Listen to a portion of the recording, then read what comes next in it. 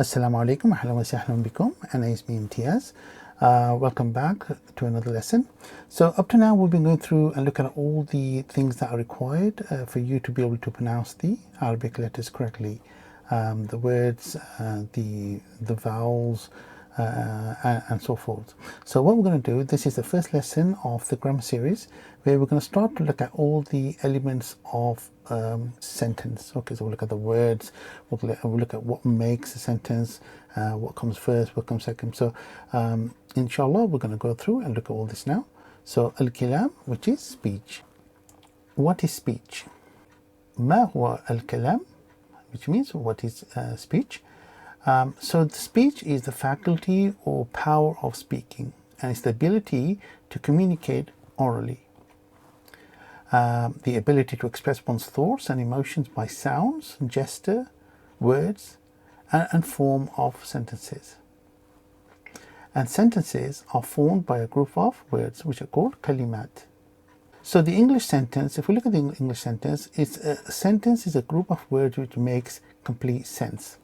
Okay, it's, when two people are talking, they have to be able to understand what the other person is saying, and the sentences that they create have to make sense. So English sentences can start with a noun. So for instance, the house is new, or Abir is a great teacher. Or they start with a pronoun, which is she is my sister. Okay. The Arabic sentences, on the other hand, can start with a verb, which is called fi'al. Okay, and the sentence that starts with a verb is called a verbal sentence, which is al-jumlatul fi'aliyah. And then we have a noun, which is ism, and then also a pronoun, which is damir. Okay, and then the sentences that start with a noun or pronoun are normally called nominal sentences. Okay, which is al-jumlatul ismiyah. Okay, and the first word of the Arabic sentence defines its type. Okay, so if we look at the different types of words, they're called kalima. Words are kalima. The first one that we'll have is a noun, which is ism, and it's a word that indicates a meaning that is not associated with time. Okay, the second type of word is a verb, which is called fi'l, and it's a word that indicates a meaning that is associated with one of the three dimensions of time. So it'll be the past, the present, and the future. Like I did something, I am doing something, I am going to do something. Okay, so that would be a verb. Okay, and finally it is the particle, which is called harf, and that indicates a meaning in other than itself. Basically, it's a word whose meaning cannot be understood without a verb or a noun.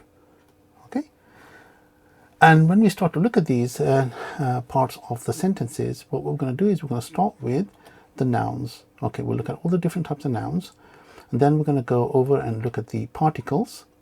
Okay, and then finally we'll finish off with verb and verb conjugation. Okay, once we've done these three, you'll be able to speak Arabic fluently. You'll be able to understand, you'll be able to read and write Arabic fluently. Okay, so let's start with the nouns. So nouns, which is ismun. So what is a noun? A word that indicates a meaning that is not associated with time. This is what we said earlier on. But it's a word that refers to a person, a thing, an event, an object, or quality. Okay, and a noun will almost always fall into one of two categories. The first one is called al-ism al-aqil, which is it is a person or some living thing.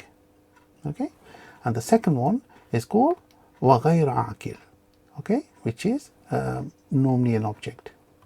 Okay, but in both cases they will be considered articles, and when we come to talk about people or living things, most of the time, because we're being specific, they will be referred to as a definite article. And then when we talk about objects, they will be either definite or indefinite. And there will be instances where there will be indefinite people as well. So when we say a person, so we're not being specific about which person, but when we use names, most of the times this will be definite. Okay, but human or object, the nouns will change depending on the gender. So if they're masculine, or which is called mudhakkar, or feminine, which is muannath. Okay, so the noun will change. Okay, and we'll go through this in detail with lots of examples. And then the second one is quantity or number. Okay, so when an object or a person is one singular, which means mufrad, which is one only. Okay, then is dual, which is muthanna, which is two only, and finally we've got plural, which is 2 plus, which is called jama'. Okay, so the noun will change depending on gender and number. Okay, so the summary, if we look at this, so a word, a noun is a word that indicates a meaning that is not associated with time, and if it can refer to a person or a thing. And nouns will change in Arabic depending on their article, so whether they're definite or indefinite, their gender, masculine or feminine, the number, singular, dual or plural, and finally if they will also change when they are linked with the pronoun. So if it's a first person, when we refer to first person, or second person, or a third person. And like I said, we'll go through each one of these in detail. So we'll start with the articles, then we'll look at gender, then look at numbers, singular, dual or plural, and finally we'll finish off the nouns with the pronouns. Okay, there will be others that we'll cover, but like I said, these are the main ones that we need to go through. Okay, so the next lesson we're going to go through and look at the articles. I'll look forward to seeing you then. And again, please, if you like this video, please like, share and subscribe to our channel. And if you know someone who needs who could find this useful and who is learning Arabic, then forward them to this, forward the link to them. And they can also go to the Easy Arabic website where they can get more information. Okay, Jazakallah khair. Inshallah, see you in the next lesson. Fi amanillah.